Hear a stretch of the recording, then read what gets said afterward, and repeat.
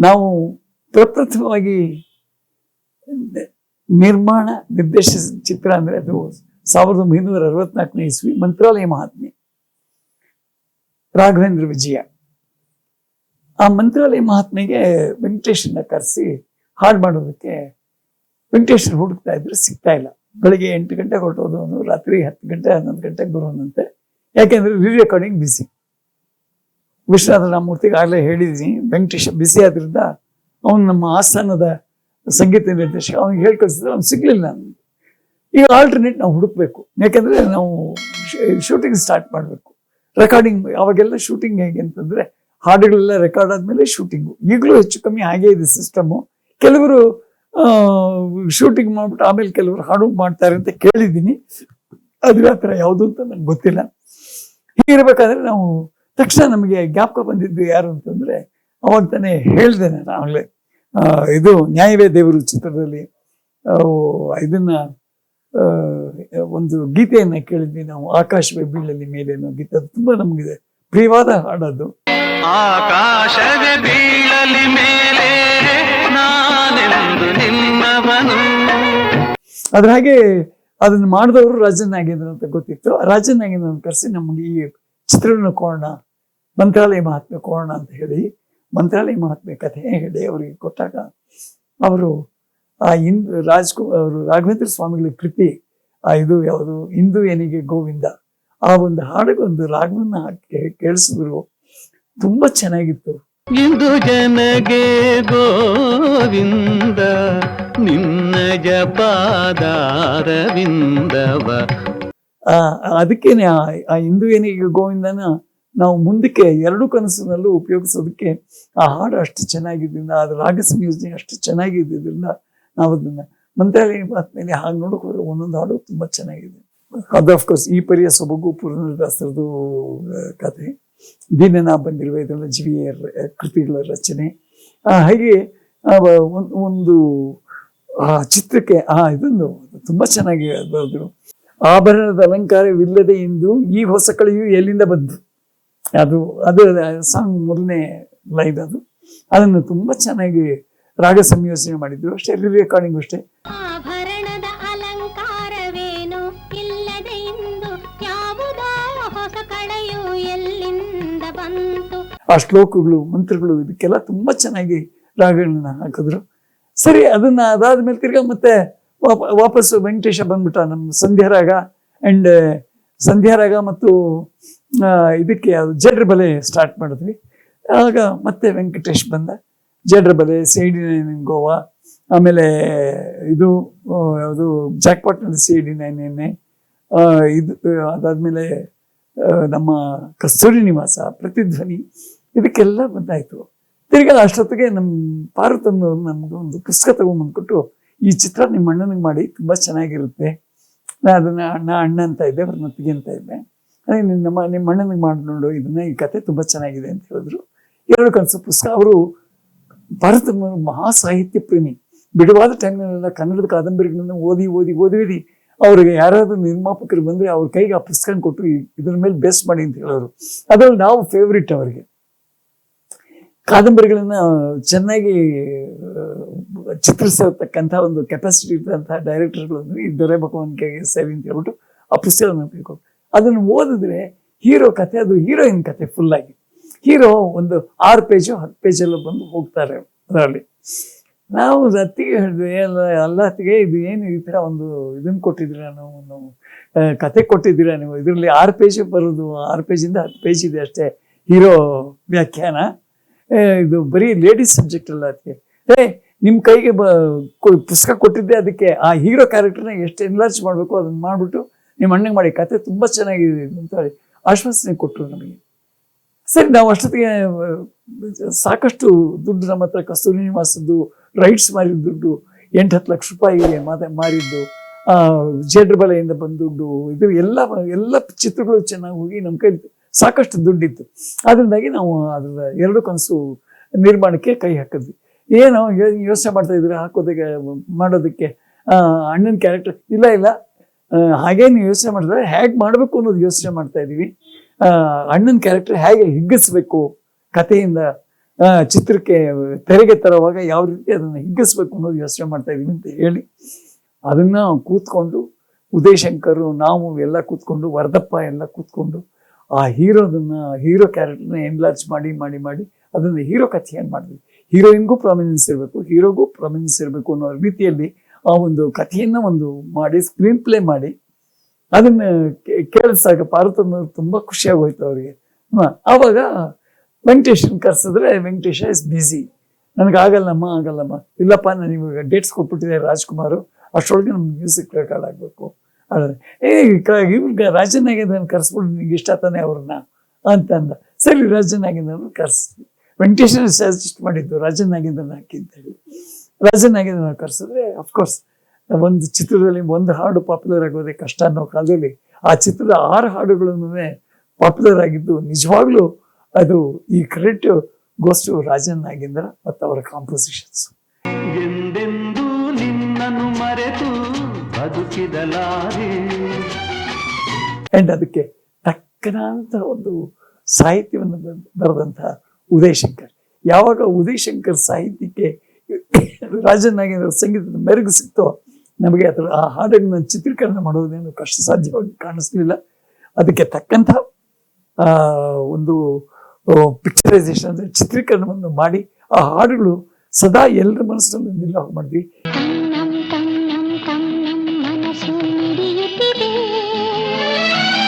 ಎಷ್ಟು ಚೆನ್ನಾಗಿದೆ ಹಾಡುಗಳು ಒಂದೊಂದು. ಆದರೆ ನಮಗೆ ಬಹಳ ಸುಲಭವಾಗಿತ್ತು ನಮ್ಮ ಚಿತ್ರ ತೆಗೆಯೋದಕ್ಕೆ. ಇದೆಲ್ಲ ನೀವು ನಂಬ್ತಿರಲು ಗೊತ್ತಿಲ್ಲ, ಒಂದು 32 ದಿವಸ ತೆಗೆದಿರ್ತಕ್ಕಂಥ ಚಿತ್ರ ಅದು. 6 ಹಾಡು ಸೇರಿ 32 ದಿವಸ ತೆಗೆದಿದ್ದೀವಿ. ಇನ್ನೊಂದು ವಿಷಯ ಹೇಳಬೇಕು ಅಂತಂದ್ರೆ ಕಸ್ತೂರಿ ನಿವಾಸ ಅಷ್ಟು ಒಳ್ಳೆ ಚಿತ್ರವನ್ನ 19 ದಿವಸದಲ್ಲಿ ಪಿಕ್ಚರೈಸ್ ಮಾಡಿದಂಥ ಚಿತ್ರ. ಯಾಕೆಂದ್ರೆ ಅದ್ರಲ್ಲಿ ಇದ್ದಿದ್ದೇ ಒಂದು ಸೆಟ್, ಆ ಸೆಟ್ಟಲ್ಲಿ ಎಲ್ಲ ಕೆಲಸನೂ ಮಾಡಿ ಮುಗಿಸಿದ್ವಿ. ಒಂದೊಂದು ದಿವಸ ಒಂದೊಂದು ಹಾಡು ಮುಗಿಸಿದ್ವಿ. ಒಂದು 5 ಹಾಡಿದೆ ಅದರಲ್ಲಿ. 5 ಹಾಡಿನಲ್ಲಿ 5 ಹಾಡನ್ನು 5 ದಿವಸ ಮುಗಿಸ್ಕೊಂಡ್ವಿ ನಾವು. ಹೀಗೆ ಈಗಿನ ಕಾಲದ ಹಾಗೆ 60 ದಿವಸ 70 ದಿವಸ 80 ದಿವಸ ಅಂತ ನಾವು ಹೋದವರೇ ಅಲ್ಲ. 35 ದಿವಸದ ಮೇಲೆ ನಾವು ಯಾವತ್ತೂ ಯಾವ ಚಿತ್ರವನ್ನು ನಾವು ಮಾಡಿಲ್ಲ. ಈಗ ಇಂಥ ಇದರಲ್ಲಿ ನಮಗೆ ಚಿತ್ರೀಕರಣಕ್ಕೆ ಯಾಕೆ ಸುಲಭ ಆಗ್ತಾ ಇತ್ತು ಅಂತಂದ್ರೆ ಹಾಡುಗಳು ಅಷ್ಟು ಚೆನ್ನಾಗಿರ್ತಾ ಇತ್ತು. ನಾವು ಯಾವುದೇ ರೀತಿ ನಾವು ಚಿತ್ರೀಕರಣ ಮಾಡಿದ್ರು ಹಾಡುಗಳ ಕ್ವಾಲಿಟಿ ಕಮ್ಮಿ ಆಗೋಲ್ಲ ಅನ್ನೋದು ಗೊತ್ತಿತ್ತು. ಅದರಿಂದಾಗಿ ನಾವು ಚಿತ್ರೀಕರಣವನ್ನು ಬಹಳ ಸುಲಭವಾಗಿ ಮುಗಿಸ್ತಾ ಇದ್ವಿ. ನಮಗೆ ಆ ರಾಗವನ್ನ ಆ ಸಾಹಿತ್ಯವನ್ನ ಕೇಳಿದಾಗ ಹೊಸ ಐಡಿಯಾಸು ಬರೋದು ನಮಗೆ. ಅದು ಅಷ್ಟು ಪೂರಕವಾಗಿರ್ತಾ ಇತ್ತು, ಸನ್ನಿವೇಶಕ್ಕೆ ಪೂರಕವಾಗಿರ್ತಕ್ಕಂಥ ರಾಗ ಸಂಯೋಜನೆ ಮತ್ತು ಸಾಹಿತ್ಯ ಯೋಜನೆ. ಅದರಿಂದಾಗಿ ರಾಜನಾಗೇಂದ್ರ ಅದಾದ ಮೇಲೆ ಆ ಚಿತ್ರದಿಂದ ಈ ದೊರೆ ಭಗವಾನ್ ಮತ್ತು ರಾಜನ್ ನಾಗೇಂದ್ರ ಅಂದ್ರೆ ಒಂದು ಬಹಳ ಒಳ್ಳೆ ಕಾಂಬಿನೇಷನ್. ಅದಕ್ಕೆ ತಕ್ಕ ಹಾಗೆ ನೆಕ್ಸ್ಟ್ ಬಂದಿದ್ದು ಬಯಲುದಾರಿ. ಬಯಲುದಾರಿನಲ್ಲಿ ಯಾವಾಗ ಎಲ್ಲ ಹಾಡುಗಳು ಹಿಟ್ ಆಯ್ತೋ ಇದು ನಮ್ದೊಂದು ಜೋಡಿ ಪರ್ಮನೆಂಟ್ ಆಗೋಯ್ತು ನಮಗೆ. ಕನಸಲು ನೀನೆ ಮನಸಲು ನೀನೆ ನನ್ನಾಣೆ ನಿನ್ನಾಣೆ. ರಾಜನ್ ನಾಗೇಂದ್ರ ಅವ್ರದ್ದು ದೊರೆ ಭಗವಾನ್ ಅವ್ರದ್ದು ಜೋಡಿ ಚೆನ್ನಾಗಿದೆ. ಅದಾದ್ಮೇಲೆ ಚಂದನ ಗೊಂಬೆ, ಗಾಳಿ ಮಾತು, ಏನು ಒಂದಲ್ಲ 2 ಅದರಲ್ಲೂ ಬೆಂಕಿ ಬಲೆ ಬಂದಾಗಂತೂ ನಮಗಂತೂ ಆ ಹಾಡನ್ನ ಬಾರಿಸಿ ತೋರಿಸಿದಾಗ ಅದಕ್ಕೆ ಸಾಹಿತ್ಯ ಇಲ್ವಲ್ಲ ಅಂತ ಒದ್ದಾಡ್ತಾ ಇದ್ವಿ. ಮಳೆ ಆದ್ರೇನು ಬಿಸಿ ಆದ್ರೇನು. ಉದಯ್ ಶಂಕರ್ ಸಾಮಾನ್ಯವಾಗಿ ಒಂದು ಗೀತೆಯನ್ನು ಬರಿಬೇಕಾದ್ರೆ ಒಂದು ಸಿಗರೆಟ್ ಹತ್ತಿಸ್ಕೊಂಡು ಅದು ಮುಗಿಯೋದ್ರೊಳಗೆ ಸಾಹಿತ್ಯವನ್ನು ಬರಿತಾ ಇದ್ದಂಥ ಉದಯ್ ಶಂಕರ್ಗೆ 3 ದಿವಸ ಆದ್ರೂ ಸಾಹಿತ್ಯದ ಲೈನ್ ಸಿಗ್ತಾ ಇಲ್ಲ ಕಣೋ, ನನಗೆ ಸಿಗ್ತಾ ಇಲ್ಲ ಅಂತ ನನ್ಗೆ ಹೇಳೋ. ನನ್ಗೆ ಯಾಕೋ ಸಿಗ್ತಾ ಇಲ್ಲ, ಅದು ಗ್ರಿಪ್ಪೇ ಸಿಗ್ತಾ ಇಲ್ಲ, ಇದಕ್ಕೆ ಯಾವ ತರ ಶುರು ಮಾಡ್ಬೇಕು ಅನ್ನೋದು. 3 ದಿವಸ ಆದ್ರೂ ಇವರು ರಾಜನಾಗೇಂದ್ರ ಟ್ಯೂನ್ ಮಾಡ್ಬಿಟ್ಟು ಸುಮ್ಮನೆ ಕೂತಿದ್ದಾರೆ. ಅವ್ರಿಗೆ ಯಾವಾಗಲೂ ಹೋಟ್ಲಲ್ಲಿ ರೂಮ್ ಹಾಕಿ ಕೊಟ್ಬಿಡ್ತಾ ಇದ್ವಿ ಹಾಡು ಮಾಡೋದಕ್ಕೆ. ಅವ್ರಿಗೆ ಸ್ವಾಗತ್ ಹೋಟೆಲ್ ಅಂತಿತ್ತು, ಆ ಸ್ವಾಗತ್ ಹೋಟೆಲ್ನಲ್ಲಿ ರೂಮ್ ಹಾಕಿ ಕೊಟ್ಬಿಡ್ತಾ ಇದ್ವಿ. ಇವರುಗಳು ನೀವು ಸಾಯಂಕಾಲ ಬನ್ನಿ ಸರ್ ನಿಮಗೆ ಕೇಳಿಸ್ತೀವಿ ಹಾಡುಗಳನ್ನ ಅಂತ ಹೇಳೋರು. ಸಾಯಂಕಾಲ ಹೋದ್ರೆ ಒಂದು ರಾಗ, ಇನ್ನೊಂದು ದಿವಸ ಹೋದ್ರೆ ಅದೇ ಸನ್ನಿವೇಶಕ್ಕೆ ಅದೇ ಇನ್ನೊಂದು ಹಾಡು, ಈ ತರ 3 ಹಾಡು ಕೊಡೋರು. ಅದ್ರಲ್ಲಿ ನಾವು ಯಾವ್ದು ಬೇಕೋ ಅದನ್ನ ಆರಿಸ್ಕೊತಾ ಇದ್ವಿ. 3 ಹಾಡು ಚೆನ್ನಾಗಿಲ್ಲ, ಇನ್ನು 3 ಹಾಡು ಕೊಡೋರು. ಹಾಗೆ ರಾಜನ್ ನಾಗೇಂದ್ರ ಅವರು ನಮಗೆ ಸಂಗೀತದ ತತ್ಕಾರ ಅಂತ ಹೇಳ್ತೀವಿ, ಆ ತತ್ಕಾರದಲ್ಲಿ ಕೇಳಿಸೋರು. ಈಗ ಅದನ್ನೇ ಲಲ ಲಾ ಲಾ ಲಲ ಅಂತದ್ದು ಇದಕ್ಕೆ ಸಾಹಿತ್ಯ ಬರಿಬೇಕಾದವನು ಉದಯ್ ಶಂಕರ್. ಲಲ ಲಾಲಾಗೆ ಬರಿಬೇಕು, ಅವನು ಏನ್ ಬರಿಬೇಕು ಅದದೇ ದೀರ್ಘ ಸ್ವರ ಇದ್ರೆ ದೀರ್ಘ ಇರಬೇಕು, ಹ್ರಸ್ವ ಇದ್ರೆ ಹ್ರಸ್ವರಲ್ಲೇ ಬರಿಬೇಕು ಅನ್ನೋದೊಂದು ನಿಯಮ. ಸಂಗೀತಕ್ಕೆ ಇದ್ದಂಥ ಒಂದು ಸಿನಿಮಾ ಸಂಗೀತಕ್ಕೆ ಇದ್ದಂಥ ಒಂದು ನಿಯಮ ಅದು. ಆ ನಿಯಮದ ಪ್ರಕಾರ ಅವನು ಅವನಿಗೆ ಏನೇ ಮಾಡಿದ್ರು ಬರಲಿಲ್ಲ. ಕೊನೆಗೆ ಏನಾಯ್ತು, ಒಂದ್ ದಿವಸ ನಾವು ಊಟ ಮಾಡ್ಕೊಂಡ್ ಬನ್ನಿ, ಅಷ್ಟೊಳಗೆ ಏನಾದ್ರು ಮಾಡಿರ್ತೀನಿ ಅಂತ ಹೇಳ್ದ. ನಾವು ಊಟಕ್ಕೆ ಹೋದ್ವಿ, ಬಂದ್ರೆ ಅಲ್ಲಿಂದ ಓಡೋಡ್ತಾ ಬಂದ. ಅವಾಗ ಏನಾಯ್ತಾಯ್ತು, ಮದ್ರಾಸಲ್ಲಿ ಬಿಸಿಲು ಇತ್ತು, ಮಳೆ ಸುರಿತಾ ಇತ್ತು, ಸಿಕ್ಕಾಪಟ್ಟೆ ಬಿಸಿಲು ಇತ್ತು, ಮಳೆನೂ ಸುರಿತಾ. ಅಲ್ಲಿಂದ ಮಾಡಿ ಬೆಳಗಡೆಯಿಂದ ಓಡ್ ಬಂದ ಅವನ ಭಾರವನ್ನು ಹೊತ್ಕೊಂಡು, ದೇಹದ ಭಾರವನ್ನು ಹೊತ್ಕೊಂಡು. ಉದ್ದೇಶ ಸಿಕ್ಬಿಡ್ತಮ್ಮ, ನಂಗೆ ಸಿಕ್ಬಿಡ್ತು ಓಪನಿಂಗ್ ಲೈನ್. ಏನಾದ್ರು ಲೈನ್ ಓಪನಿಂಗ್ ಸಿಕ್ತು ನಿಮಗೆ ಅಂತಂದ್ರೆ, ಬಿಸಿಲಾದ್ರೇನು ಮಳೆಯಾದ್ರೇನು ಅಂತ ಸ್ಟಾರ್ಟ್ ಮಾಡಿದ್ವಿ ಅಂತ ಹೇಳಿ. ಬಿಸಿಲಾದರೇನು ಮಳೆಯಾದರೇನು, ಹೌದಾ, ಬಿಸಿಲಾದ್ರೇನು ಮಳೆಯಾದ್ರೇನು ಅಂತ ಸ್ಟಾರ್ಟ್ ಮಾಡಿ ಆ ಹಾಡನ್ನ ಬರೆದ. ಅದು ಎಷ್ಟು ಚೆನ್ನಾಗಿತ್ತು ಅಂತಂದ್ರೆ, ನಾನು ಹೇಳಿದೆ ಇನ್ನೊಂದು ಹಾಡು ನೀವು ಮಾಡಬೇಡಿ, ಇದನ್ನೇ ರಿಪೀಟ್ ಮಾಡೋಣ, ಇದೆ ಹಾಡು ತುಂಬಾ ಚೆನ್ನಾಗಿದೆ, ಈ ಹಾಡನ್ನ ರಿಪೀಟ್ ಮಾಡ್ತೀನಿ, ನೀವು ಇನ್ನೊಂದು ಹಾಡು ಮಾಡಬೇಡಿ ಹಾಗೆ ಅಂತ ಹೇಳಿ. ಇವನ ವ್ಯೂ ಪಾಯಿಂಟ್ ಅಲ್ಲಿ ಒಂದು, ಅವಳ ವ್ಯೂ ಪಾಯಿಂಟ್ ಅಲ್ಲಿ ಒಂದು, ಎರಡು ಅದೇ ಹಾಡನ್ನ. ಹಾಗೆ ನನಗೆ ಯಾವಾಗಲೂ ಒಂದು ಕೊಂಚ ಅದೊಂದು ವೀಕ್ನೆಸ್ ಏನಪ್ಪ ಅಂದ್ರೆ, ಒಂದು ಹಾಡು ಚೆನ್ನಾಗಿದೆ ಅಂದ್ರೆ ಅದನ್ನ ಎರಡೆರಡು ಸಲ ಯೂಸ್ ಮಾಡೋದು. ಹೇಗೆ ಹಿಂದೂನಿಗೆ ಗೋವಿಂದನ ಹಾಗೆ ಮಾಡಿದೆ, ಆಮೇಲೆ ಬಯಲುದಾರಿನಲ್ಲಿ ಬಾನಲ್ಲೂ ನೀನೆ ಭೂಮಿಯಲ್ಲಿ ರಿಪೀಟ್ ಮಾಡಿಸ್ದೆ, ಸಂಧ್ಯಾರಾಗದಲ್ಲಿ 3 ಹಾಡುಗಳು 3 ಸಲ ರಿಪೀಟ್ ಮಾಡಿಸ್ತೇವೆ ಒಂದು ಹಾಡನ್ನ. ಅದಷ್ಟು ಚೆನ್ನಾಗಿತ್ತು ಅನ್ನೋದಕ್ಕೋಸ್ಕರ. ಹೀಗೆ ನಮ್ಮ ಇದರಲ್ಲಿ ಒಂದು ಇಂಗ್ಲಿಷ್ನಲ್ಲಿ ಒಂದು ಚಿಕ್ಕ ಇದಿದೆ, ಚಿಕ್ಕದಾಗಿ, who is the best flutist in the world ಅಂತ ಕೇಳಿದ್ರೆ, ಯಾರು ಎಲ್ಲರಿಗಿಂತ ಹೆಚ್ಚಿನ ಹೊಗಳು ಭಟ್ರು ಯಾರು ಈ ಪ್ರಪಂಚದಲ್ಲಿ ಅಂತ ಕೇಳಿದ್ರೆ, ನಿನ್ನ ಎದುರಿಗಿರೋ ಕನ್ನಡಿ, ಇಟ್ಸ್ ದಿ ಮಿರರ್ ಅಂತ ಹೇಳ್ತಾರೆ. ಹಾಗೆ ಯಾಕೆಂದ್ರೆ ಮುಖದ ಒಬ್ಬ ಮನುಷ್ಯ, ಯಾವುದೇ ಮನುಷ್ಯ ಆಗ್ಲಿ, ತನ್ನ ಮುಖವನ್ನ ಕನ್ನಡಿಯಲ್ಲಿ, ತನ್ನ ಪ್ರತಿಬಿಂಬವನ್ನ ಕನ್ನಡಿಯಲ್ಲಿ ನೋಡ್ಕೊಂಡಾಗ ನಾನೇ ಗ್ರೇಟ್ ಅನ್ಕೋತಾನೆ, ನನಗಿಂತ ಸ್ಫುರದ್ರವಿ ಮತ್ತಾರು ಇಲ್ಲ ಅನ್ಕೋತಾನೆ. ಇದು ಲೋಕ ಸತ್ಯ, ಇದು ತ್ರಿಲೋಕ ಸತ್ಯ ಅಂತಾನು ಹೇಳಿದ್ರೆ ತಪ್ಪಾಗೋದಿಲ್ಲ. ಹಾಗೆ ಒಬ್ಬ ಮನುಷ್ಯ ಯಾವುದೇ ಅತ್ಯಂತ ಒಂದು ಶ್ಲಾಘನೆ ಯಾವುದು ಅಂತಂದ್ರೆ ಅದೇನೆ. ಒಂದು ಕೃತಿಯನ್ನ ಮತ್ತೆ ಮತ್ತೆ ಮಾಡ್ತೀವಿ ಗೊತ್ತಾ, ರಿಫ್ಲೆಕ್ಷನ್ ಮಾಡ್ತಾ ಹೋಗ್ತೀವಿ ಗೊತ್ತಾ, ಅದಂದ್ರೆ ಬಾರಿ ಬಾರಿ ಕೇಳೋ ಹಾಗೆ ಮಾಡ್ತೀವಿ ಗೊತ್ತಾ, ಅದೇನೆ ನಾವು ಅದಕ್ಕೆ ಕೊಡ್ತಕ್ಕಂಥ ಒಂದು ಹಿರಿಮೆ. ಹಾಗೆ ಆ ಹಾಡುಗಳನ್ನ ಆ ಥರ ಬಿಸಿಲ ಅಲ್ಲಿಂದ ಬಿಡುಗಡೆ ಬೇಡಿ, ಸೇಡಿನ ಹಾಕಿ ಎಲ್ಲಾನು ರಾಜನಾಗಿಂದ ಅವ್ರು ದೊರೆ ಭಗವಾನ್ ಅಂತಂದ್ರೆ ಈ ಚಿತ್ರದಲ್ಲಿ ಹಾಡುಗಳು ಚೆನ್ನಾಗಿರುತ್ತೆ. ವೆಂಕಟೇಶ್ ಚಿತ್ರ ಮಾಡಿದಾಗಲೂ ಹಾಡುಗಳು ಚೆನ್ನಾಗಿತ್ತು, ರಾಜನಾಗಿರೋ ಚಿತ್ರದಲ್ಲಿ ಹಾಡುಗಳು ಮಾಡಿದಾಗ ಹಾಡುಗಳು ಚೆನ್ನಾಗಿತ್ತು ಅನ್ನೋ ಒಂದು ಭಾವನೆ ಜನಗಳಲ್ಲಿ ರೂಢಿಯಾಗಿ ಹೋಗಿ, ಅದನ್ನ ನಮಗೆ ನಮ್ಮ ಜೊತೆಯಲ್ಲಿ ಈ 2 ಇದೆ. ಅದಾದ್ಮೇಲೆ ನಾವು ಬಂದಿದ್ದು, ನಮ್ಮ ಆಸ್ಥಾನಕ್ಕೆ ಬಂದಿದ್ದು ರಂಗರಾವ್ ಅವರು. ಹೀಗೆ ರಾಜನ್ ನಾಗೇಂದ್ರ ಅವ್ರು ಯಾವ ತರ ಅಂತಂದ್ರೆ, ಹಾರ್ಮೋನಿಯಲ್ಲಿ ಇವರೇನೋ ಬಾರ್ಸೋರು, ರಾಜನ್ ಏನೋ ಬಾರ್ಸೋರು, ರಾಸ್ಕೊರಾದಿನ್ನಿ ಅನ್ನೋರು ತಮ್ಮನಿಗೆ ನಾಗೇಂದ್ರನ್ಗೆ, ಅವ್ರೇನೋ ನೊಟೇಶನ್ಸ್ ಹಾಕೊಂಡು ಹೋಗೋರು. ಇದು ಬಾಗ್ಲೇದ ಅನ್ನಯ್ಯ ಅಂತ ನಾಗೇಂದ್ರ ಹೇಳಿದ್ರೆ, ಊರ್ಕ ಕುಚ್ಚಾರ ನೀ ಚಪ್ಪಲಿಸ್ಬಿಡಾಯಿ ಅಂತ ಇವ್ರು ಅನ್ನೋದು. ಈ ತರ ಅವರಲ್ಲೇ ಒಂದು ಘರ್ಷಣೆ, ಅದು ತುಂಬಾ ತಮಾಷೆ ಆಗಿರ್ತಾ ಇತ್ತು ನಮ್ಗೆ ನೋಡೋರಿಗೆ. ಆಯ್ತು, ಇನ್ನು ಸುಮ್ಮನೆ ಸಿಲ್ಕೋರು ರಾಜನ್ ನಾಗೇಂದ್ರನ್ಗೆ, ಅವರು ಹಠ ಹಿಡಿಯೋರು, ಕಾದು ಇಟ್ಲೇ ಸವಾಲಿ ಅಂತ ಅವರು ಹಠ ಹಿಡಿಯೋರು. ತುಂಬಾ ಚೆನ್ನಾಗಿರ್ತೈತೆ ಅವರು. But outcome was very good. ಅದು ಕೊನೆಗೆ ಅವ್ರ ಕೃತಿಯನ್ನು ಮಾಡಿ ಕೊಡ್ತಾ ಇದ್ರಲ್ಲ, ಅದು ತುಂಬಾ ಶ್ಲಾಘನೀಯವಾಗಿರ್ತಾ ಇತ್ತು, ಹಾಗೂ ಆಪ್ಯಾಯಮಾನವಾಗಿರ್ತಾ ಇತ್ತು ಕಿವಿಗೆ.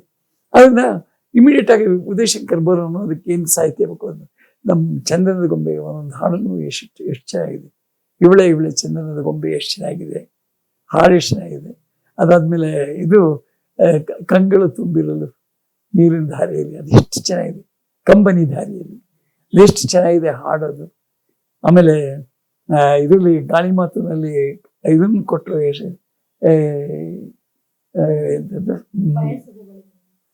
ಇದು ನಗಿಸಲು ನೀನು ನಗುವೆನ ನಾನು. ಏನ್ ಸಾಹಿತ್ಯ ಅಂತಿಲ್ಲ, ಆಗಿದ್ದ ಸಾಹಿತ್ಯ ಎಲ್ಲಿದೆ ಇವತ್ತಿನ ದಿವಸ, ಎಲ್ಲಿದೆ ಆ ಸಾಹಿತ್ಯ?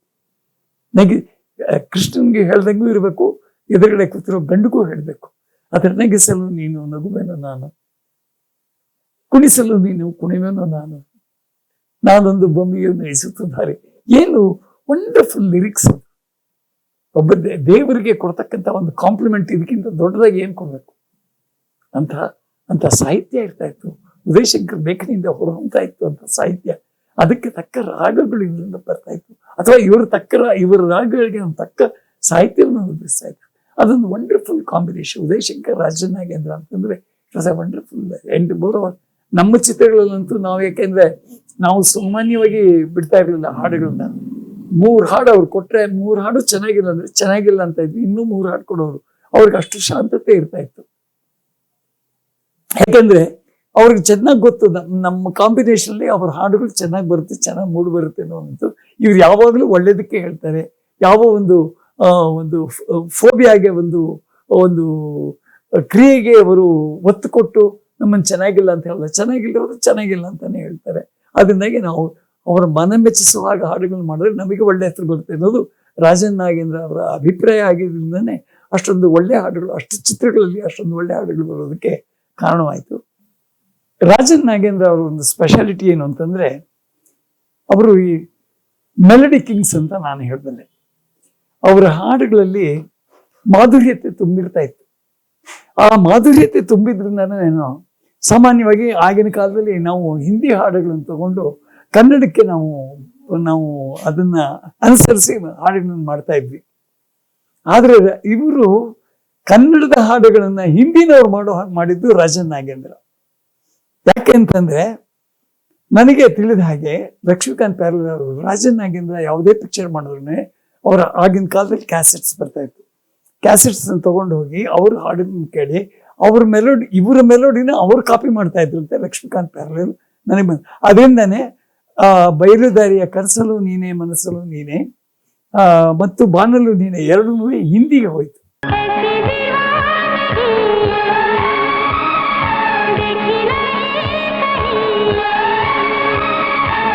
ತೆಲುಗುನಲ್ಲಿ ಬಾನಲು ನೀನೆ ಭುವಿಯಲ್ಲೂ ನೀನೆ ತೆಲುಗುನಲ್ಲಿ ಪಾಪ್ಯುಲರ್ ಆಯ್ತು. ಅದನ್ನೇ ಹಾಗೆ ಕಾಪಿ ಮಾಡ್ಬಿಟ್ರು. ಸಿರಿಮಲ್ಲು ನೀವೇ ವಿರಿಜಲ್ಲು ಕಾವೇ. ಅದ್ರಲ್ಲಿ ನಮ್ಮ ಎರಡು ಕನಸು ಚಿತ್ರದ ಎಂದೆಂದೂ ನಿನ್ನನ್ನು ಮರೆತು ಅದಿದೆಯಾ, ಆ ಸಾಂಗು ಹಿಂದಿ ಲಕ್ಷ್ಮೀಕಾಂತ್ ಪ್ಯಾರ್ಲರ್ ಕಾಪಿ ಮಾಡಿ ಅಲ್ಲೂ ಅದನ್ನ ಪಾಪ್ಯುಲರ್ ಮಾಡ್ಬಿಟ್ರು. ಈ ಹಾಡುಗಳೆಲ್ಲ ಹಿಂದಿನಲ್ಲೂ ಪಾಪ್ಯುಲರ್ ಆಯ್ತು, ಇಲ್ಲಿ ತೆಲುಗುನಲ್ಲಿ ಪಾಪ್ಯುಲರ್ ಆಯ್ತು. ರಾಜನ್ ನಾಗೇಂದ್ರ ಕಾಂಪೋಸಿಷನ್ಸ್.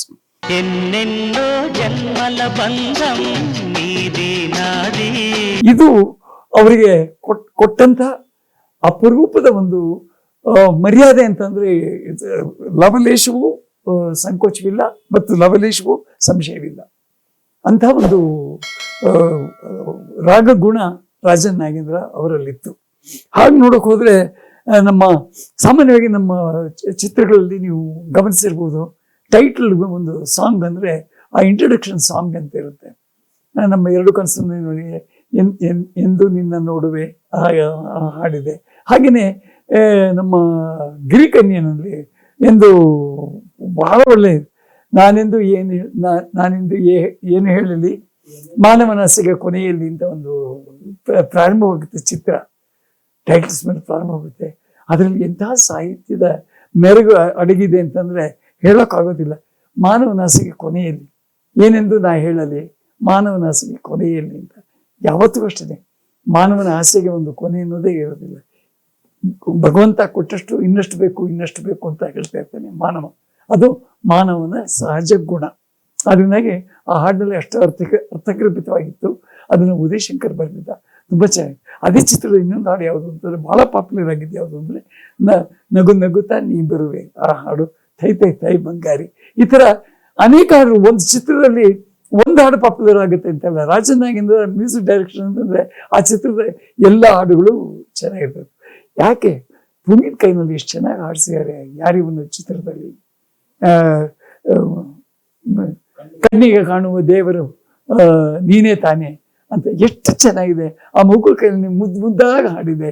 ಕಣ್ಣಿಗೆ ಕಾಣುವ ದೇವರು ಎಂದರೆ ಅಮ್ಮನು ತಾನೇ. ಯಾರಿವನು ಇನ್ಫ್ಯಾಕ್ಟ್ ಅದು it's a copy of an English picture ಅನ್ನು ಎಷ್ಟು ಚೆನ್ನಾಗಿ ಕನ್ನಡಕ್ಕೆ ಬರೆದಿದ್ದೆ ನಾನು. ಅದು ಆಲ್ಫ್ರೆಡ್ ಹಿಚ್ಕಾಕ್ ಅವರದ್ದು ಚೇಚೆ ಕ್ರಿಕೆಟ್ ಶಾಡೋನು ಒಂದು ಚಿತ್ರದ ಒಂದು ಎಳೆಯನ್ನು ತಗೊಂಡು ಅದನ್ನ ಯಾರಿವನು ಚಿತ್ರವನ್ನ ಹುಡುಗನಿಗೆ ತಕ್ಕ ಹಾಗೆ ಮಾಡಿ ಅದನ್ನ ಆ ಕಥೆಯನ್ನು ಹೊಂದಿಸಿದ್ವಿ, ಮಾಡಿದ್ವಿ. ಅಂತಹ ಒಂದು ಚಿತ್ರಕ್ಕೆ ಆ ಮಗು ಕೈಲಿ ಹಾಡಿಸಿದ್ದಾರೆ. ಅಷ್ಟೊತ್ತಿಗೆ ವಸಂತಗೀತ ಮಾಡಿದ್ದ, ವಸಂತಗೀತ ಆದ್ಮೇಲೆ ಯಾರಿವನು ಮಾಡೋದಕ್ಕೆ ಪುನೀತ್ ಚಿಕ್ಕ ಮಗುವಾಗಿ ಎಷ್ಟು ಚೆನ್ನಾಗಿ ಹಾಡಿದೆ ಅಂದ್ರೆ ಆ ಹುಡುಗನ ಕೈನಲ್ಲಿ ಹಾಡಿಸಿದ ಕ್ರೆಡಿಟ್ ನಮ್ಮ ರಾಜನ್ ನಾಗೇಂದ್ರ ಅವರು. ಇವತ್ತು Puneeth is A great singer and A great actor. ಅದು ಬಿಟ್ಟು ಯಾವತ್ತಿನ ಒಂದು ಬುನಾದಿ ಏನಿದೆ, ಆವತ್ತಿನ ಒಂದು ಬೇರೆ ಏನಿದೆ, ಅವನಿಗೆ ಹಾಕಿಕೊಟ್ಟ ಬೇರುಗಳು, ಅದು ಇವತ್ತು ಕೆಲಸ ಮಾಡ್ತಾ ಇದೆ ಅಂತಂದ್ರೆ ನಿಜವಾಗ್ಲೂ ಅದು ಸಂತೋಷ ಸಂಗತಿ. ಅದಕ್ಕೆ ನಾವು ಪುನೀತ್ ಬಗ್ಗೆ ಎಷ್ಟು ಮಾತಾಡಿದ್ರು ಕಮ್ಮಿ ಆಗುತ್ತೆ. ಆತನ ತಂದೆಯಿಂದ ಆತನ ಬಳುವಳಿಯಾಗಿ ಪಡ್ತಕ್ಕಂಥ ನ್ಯಾಯ, ವಿನಯ, ಸೌಜನ್ಯತೆ ಇವೆಲ್ಲವನ್ನು ತಂದೆಯಿಂದ ಬಳುವಳಿಯಾಗಿ ಪಡ್ಕೊಂಡಿದ್ದಾನೆ. ಇವತ್ತಿಗೂ ಅಷ್ಟು ದೊಡ್ಡ ಸ್ಟಾರ್ ಆಗಿದ್ರು ಕಣ್ಣಿಗೆ ಕಾಣುವ ದೇವರು ನೀನೇ ಅಂತ ಹಾಡಿದನಲ್ಲ, ಆ ಹಾಡನ್ನ ಅಭಿಮಾನಿಗಳಿಗೆ ಇವತ್ತು ಅವನು ಒಪ್ಪಿಸ್ಬಿಟ್ಟಿದ್ದಾನೆ. ಅಭಿಮಾನಿಗಳು ನನ್ನ ಕಣ್ಣಿಗೆ ಕಾಣುವ ದೇವರು ನೀವೇ ತಾನೆ ಅಂತ ಅವನು ಹಾಡೋ ಸ್ಥಿತಿಗೆ ಬಂದಿದ್ದಾನೆ. ಅದಕ್ಕೆ ನಿಜವಾಗ್ಲೂ ನಮಗೆ ಹೆಮ್ಮೆ ಆಗುತ್ತೆ. ಆವತ್ತು ನಾವು ಇಂಟ್ರೊಡ್ಯೂಸ್ ಮಾಡಿದ ಒಂದು ಮಗು ಇವತ್ತು ಬೃಹದಾಕಾರವಾಗಿ ಬೆಳೆದೇ ಒಂದು ಅತ್ಯಂತ ಜನಪ್ರಿಯ ನಟನಾಗಿ ಹೊರಹೊಮ್ಮಿದ್ದಾನೆ ಅಂತಂದ್ರೆ ಅದಕ್ಕಿಂತ ಬೇರೆ ಭಾಗ್ಯ ಏನ್ ಬೇಕು?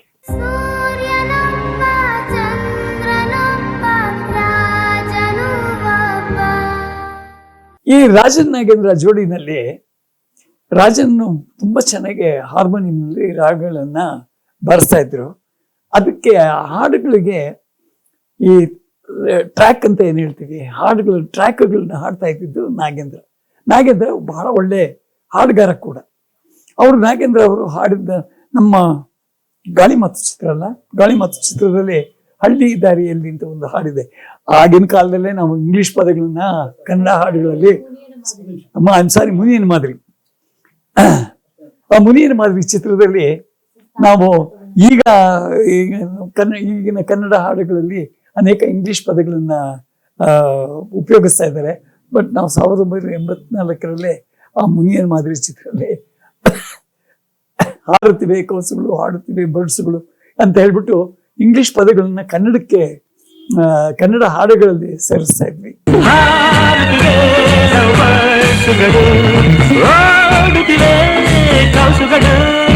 ಅದಕ್ಕೂ ಮುಂಚೆನೆ ನಾವು ಡೈಮಂಡ್ ರಾಕೆಟ್ ನಲ್ಲಿ ಇಂಗ್ಲಿಷ್ ಹಾಡನ್ನೇ ಹಾಡಿಸಿದ್ವಿ ಅಂತ ಇಟ್ಕೊಳ್ಳಿ. ಹಾಗೆ ಇಂಗ್ಲಿಷಿನ ಭಾಷೆಯನ್ನ ಇದರಲ್ಲಿ ಹಾಡ್ತಾ ಇದ್ವಿ. ಅದನ್ನ ಬಹಳ ಸಮರ್ಥವಾಗಿ ಹಾಡಿದವರು ನಮ್ಮ ನಾಗೇಂದ್ರಪ್ಪ. ಇದನ್ನು ಅಷ್ಟೇ. ಹಾಗೆ ನಮ್ಮ ಇದರಲ್ಲಿ ಗಾಳಿ ಮಾತಿನಲ್ಲಿ ನಮ್ಮೂರ ಸಂತೆಯಲ್ಲಿ ಅದನ್ನು ನಾಗೇಂದ್ರ ಹಾಡಿದ್ದಾರೆ. ನಮ್ಮೂರ ಸಂತೆಲಿ ಮುಸ್ಸಂಜೆ ಹೊತ್ತಲ್ಲಿ ಹಿಂದೆ ಬಂದೋಡು ನಿಂತಾನೆ. ಈ ತರ ಒಂದು ಹಾಡಿಗೆ ದನಿನೂ ಕೊಡ್ತಾ ಇದ್ದವರು ನಾಗೇಂದ್ರ. ಇವರು ರಾಜನ್ ಅವರು ಹಾಡ್ತಾ ಇರಲಿಲ್ಲ, but is a very great violinist. ಬಿಟ್ಟಿಗೆ ತುಂಬಾ ಚೆನ್ನಾಗಿ ಬಾರಿಸ್ತಾರೆ ರಾಜನ್ ಅವರು. ಅದು ಆಮೇಲೆ ನಾಗೇಂದ್ರಪ್ಪನವರು ಇದೇನು ಅಂತಂದ್ರೆ ಸ್ಪೆಷಾಲಿಟಿ ಅಂದ್ರೆ ಅವರು ಜಲತರಂಗ್ ಇಟ್ಕೊಂಡ್ರು. ಜಲತರಂಗ್ ಚೆನ್ನಾಗಿ ಬಾರಿಸೋರು. ಈಗ ಒಂದು ವೋಡಾಫೋನ್ ಅಂತ ಒಂದು ಇದಿತ್ತು, ಇನ್ಸ್ಟ್ರೂಮೆಂಟ್ ಇತ್ತು, ಅದನ್ನ ಬಾರಿಸೋರು. ಈ ತರ ಇನ್ಸ್ಟ್ರೂಮೆಂಟ್ ಬಾರಿಸೋದು ಮತ್ತೆ ಹಾಡೋದು, ಇವೆರಡು ನಾಗೇಂದ್ರ ಅವರ ವೃತ್ತಿಯಾಗಿದ್ರೆ ಹಾಡುಗಳನ್ನ ಕೂತ್ಕೊಂಡು ಕಂಪೋಸ್ ಮಾಡೋದು, ಇಬ್ಬರು ಕೂತ್ಕೊಂಡು ಕಂಪೋಸ್ ಮಾಡೋದು. ಹೀಗೆ ಒಂದು ಅವರು ಇಬ್ರು ಕೂತ್ಕೊಂಡು ಅದೇನ್ ಮಾತಾಡ್ಕೋತಾ ಇದ್ರು, ಏನ್ ಕತೆನೋ ಕೇಳಿಸಾಕ್ ಕೂಡ ನಾವು ಎದುರುಗಡೆ ಕುರ್ಚಿ ಹಾಕೊಂಡು ಕೂತಿದ್ರು ನಮಗೆ ಕೇಳಿಸ್ತಾ ಇರಲಿಲ್ಲ. ಬಟ್ ಅವರ ಹಾಡುಗಳಂತೂ ಮೆಮೊರಬಲ್ ಸಾಂಗ್ಸ್, ಯಾವತ್ತಿಗೂ ಜ್ಞಾಪಕ ಇರ್ತಕ್ಕಂಥ ಹಾಡುಗಳನ್ನ ಅವರು ನೀಡಿದ್ದಾರೆ ಚಿತ್ರರಂಗಕ್ಕೆ. ಅವರ ಹಾಡುಗಳು ಇವತ್ತಿಗೂ ಪ್ರತಿಯೊಬ್ಬರ ಕಿವಿಲೂ ಗುಣಗುಡ್ತಾ ಇದೆ. ನಾನು ಎಷ್ಟೋ ಆರ್ಕೆಸ್ಟ್ರಾಗಳು ಕೇಳಿದ್ದೀವಿ. ರಾಜನ್ ನಾಗೇಂದ್ರ ಹಾಡುಗಳು ಬಹಳ ಪಾಪ್ಯುಲರ್ ಆಗಿ ಬಹಳ ಇಷ್ಟಪಟ್ಟು ಆ ಹಳೆಯ ಹಾಡುಗಳು ಅಂತ ಯಾರಾದರೂ ಹೇಳಿದ್ರೆ ಅದು ಆ ಕ್ರೆಡಿಟ್ GK ವೆಂಕಟೇಶ್ ಮತ್ತು ರಾಜನ್ ನಾಗೇಂದ್ರ ಅವರಿಗೆ ಸಲ್ಲುತ್ತೆ ಹೊರತು ಬೇರೆ ಯಾರಿಗೂ ಸಲ್ಲಲ್ಲ. ಅದೊಂದು ಮಾತ್ರ ಖಂಡಿತವಾದ ಮಾತು.